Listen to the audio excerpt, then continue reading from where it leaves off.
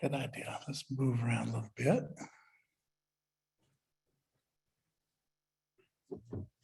And Danny just had something to drink, and I'm going to too. Is it just my imagination, or are there a few more people here tonight? Yeah. Thank you for being here. Let's see how many we have here. There's 24 here. So we can add those together, and that's who we are tonight. Good to see everyone. It just seems like we're just gradually plugging back in a little bit, but good to see you guys here. For those of you that came in late, I'm Larry Dawalt, one of your Dharma leaders. And the title of my talk tonight is Patience. Give yourself some time. Patience is a very important part of Dharma practice. It's actually one of the 10 qualities of character known as the 10 perfections, or 10 paramis. And these have been referred to by one of my favorite authors, Thanissaro Bhikkhu, the abbot of the Meta Forest Monastery in Southern California, as the teachings that are probably the most useful for bringing the path of awakening into everyday life. There are a list of qualities that you can develop in any situation: family, at home, at the office, as you're driving, as you're meditating, anytime. I'm going to list them for you. The qualities are generosity, virtue, renunciation, discernment, equanimity, patience, persistence, truth, determination, and goodwill. These 10 qualities can also be thought of as 10 priorities. In fact, the word parami is related to paramam, which means something of foremost importance, which certainly refers to priorities. The goal is to establish these as priorities because they're inner. If you make things like material wealth, status, or relationships your priorities, then you're placing your happiness on things that are largely out of your control. Whereas the qualities you develop in your mind as you go through life are in your control. They're things you can determine that you'll develop in any situation, regardless. And patience is one of the more significant of these. So what is patience? Let's get our dictionaries out. But let's start with in Pali, the language of the Buddha. The word is khanti and is often translated not only as patience, but also as endurance, forbearance, and even forgiveness. And words associated with khanti in the Theravadan tradition, the tradition of insight meditation, include gentleness, kindness, compassion, and even strength. In the dictionary, Oxford, patience is the capacity to accept or tolerate delay, trouble, or suffering without getting angry or upset. Merriam-Webster defines it as the ability to remain calm when dealing with a difficulty or annoying situation, task, or person. Cambridge Dictionary says patience is the ability to wait or to continue doing something despite difficulties, or to suffer without complaining or becoming annoyed. Putting those three together, we can conclude that patience is about how we react to the circumstances around us and maybe even inside us, within us.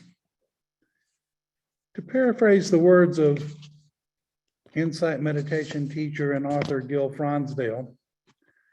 Patience is needed when there's a gap between how things are and how we would like them to be. I'll read that again. Patience is needed when there's a gap between how things are and how we would like them to be.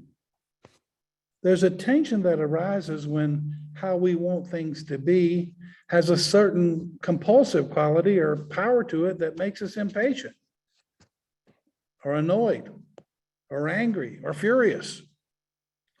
And obviously it's the world's fault, because the world is not set up to be just exactly like we want it to be.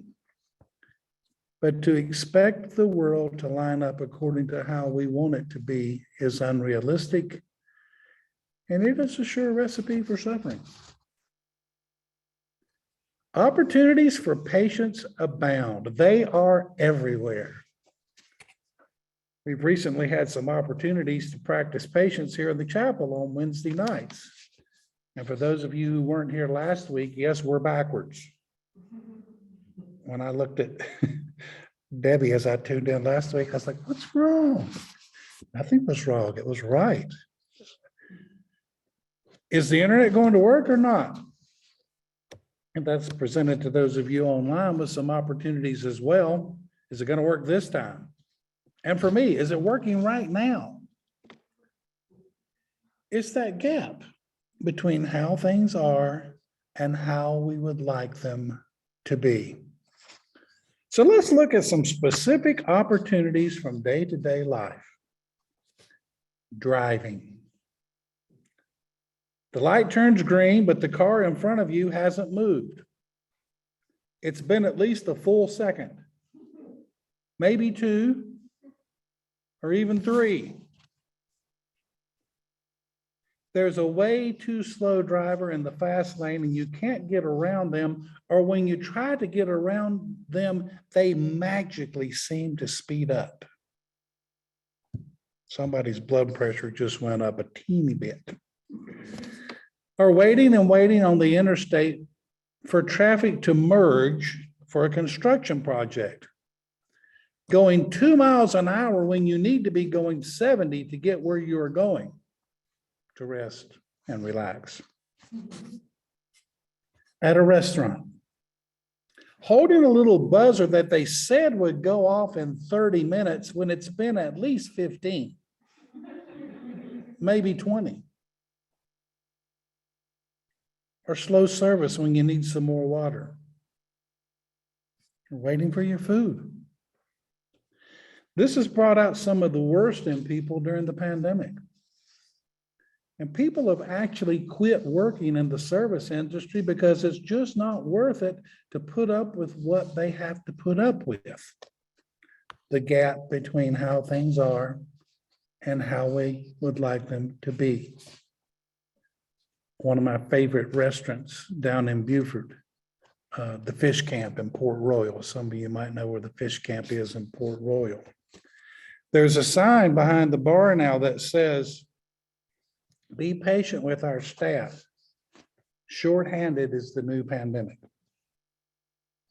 So adjustments have to be made. There's some other opportunities where patience may be a needed virtue.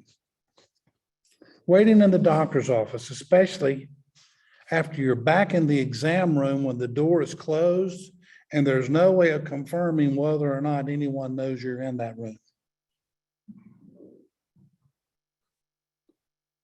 Waiting in the drive-thru at Starbucks with cars in front of you and cars behind you, and no one seeming to care that your meeting starts in 10 minutes. You're trapped. Sitting at your computer, it's a deal, and watching the circle on your monitor spin around and around while you're waiting for something to download, or discovering the new machine you spent way too much money on wasn't as fast as they said it would be. And it spins and it spins and it spins. And I found out there's a technical term for this because I stream TV. This is actually called buffering. Remember buffering the product? That's what I need when my TV or computer is buffering. Buffering for buffering. There are other kinds of waiting. Waiting for pollen to go away. My car's not yellow. Yeah, it is. Waiting for a diet or exercise program to work. Waiting on medicine to work or wondering if it will actually work, especially if this is the second or third one for the condition that you're dealing with. Patiently following a treatment plan. Waiting on test results. Waiting for that call. Waiting on your children to learn some of the important lessons of life you've been trying to teach them. There are also opportunities for patience internally. Dealing with noise, physical pain, a wandering mind, or other things during meditation. What's going on in here? Dealing with someone who irritates you or dealing with how you feel when you irritate yourself. In the Anguttara Nikaya, we read that it is through adversity that a person's endurance may be known. And then only after a long period by one who is attentive and discerning. Verse 399 of the Dhammapada states that whoever endures abuse, assault, and imprisonment without animosity, and who has patience as one's strength, as one's mighty army, I call a Brahman. That is someone who is good and virtuous. So here, patience is seen as a power, as a strength, as having an army at your disposal. But this is in contrast to how patience is sometimes seen, because sometimes it's seen more as meekness or just being passive, just standing by and letting things occur. But more often in Buddhism, the idea of patience has to do with patiently enduring and persisting in order to accomplish something, even if that something may simply be the ability to deal with the gap between how things are and how you would like them to be. One important place for patient persistence is in meditation, because learning meditation can be a slow process, and without patience, it can bring suffering. Wouldn't it be nice if we could just sit down, get all concentrated and blissed out, find new stages of peace and insight from the very beginning of our practice? Wouldn't that be nice? But there's an element of personal work that has to be done before states of concentration and peace can be developed. And even then, they may not come all the time. Working with what we discover about ourselves in meditation takes a lot of patience, and it takes a lot of space and time. Patience takes time, and in many instances, a lack of patience comes from a lack of time or lack of our willingness to allocate the time needed to be patient. Kindness takes time. Have you ever thought about that? It takes time to be nice. Doesn't take much time to be rude, but it takes time to be nice. It takes time to be fully present and observe what is going on and be part of it in the moment. It takes time to listen. I've talked to some of my colleagues about the fact that our medical system is challenged at times because of the expectation that visits be shorter than they used to be, sometimes so short that they just have to go ahead and order tests because they haven't really had time to hear from the patient what's going on.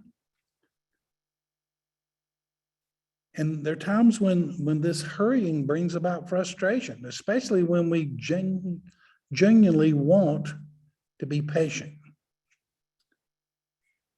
So for the last few minutes here, let me see where I am. This is kind of backwards for sure. Y'all got the clock and I don't. But somebody's going to tell me verbally or by their body position when it's time to go. I want to make sure you're acquainted with the three different aspects of patience. We've talked some about the first one, perseverance.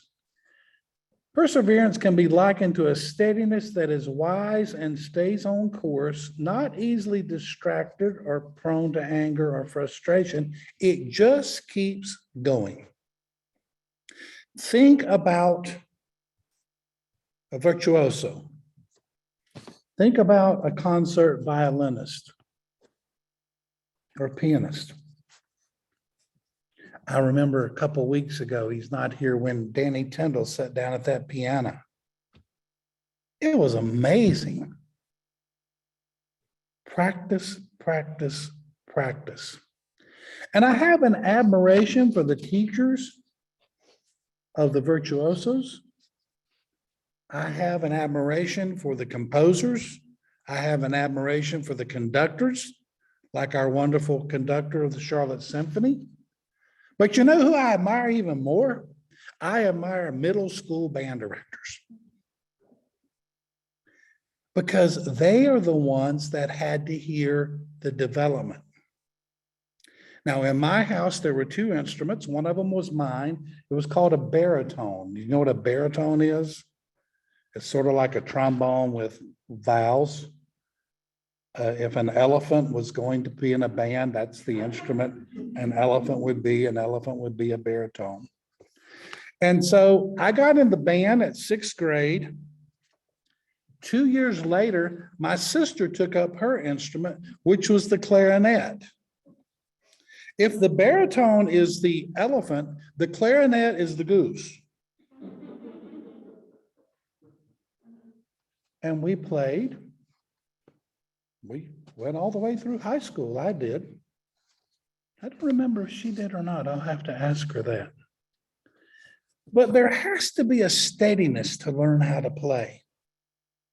You have to develop the embouchure, if you will, for those of us who are in brass. Your fingers have to work. You have to play those scales over and over and over. And you have to want it in order to get there. Anyone in here ever run a marathon? Yeah, I got a couple marathoners. Got any marathoners there? They're Gary. Here's a couple more. Hi, thank you. I did a 10K many years and many pounds ago, but I've never done a marathon. But I know how I got ready for the 10K. I practiced day after day. I started with as far as I could go, and then I added and added and added. I can't tell you why now, but for some reason, I really wanted to run that 10K. But I had to pay the price to get there. And this is an important part of patience, especially with internal goals. Second quality of patience is patience under insult. Going through all kinds of things which are challenging or difficult. It's also known as forbearance. Learning not to give in to anger or hostility. And this has been especially challenging during COVID times. Whether you've actually had to deal with the illness yourself, some of you maybe even have lost a family member.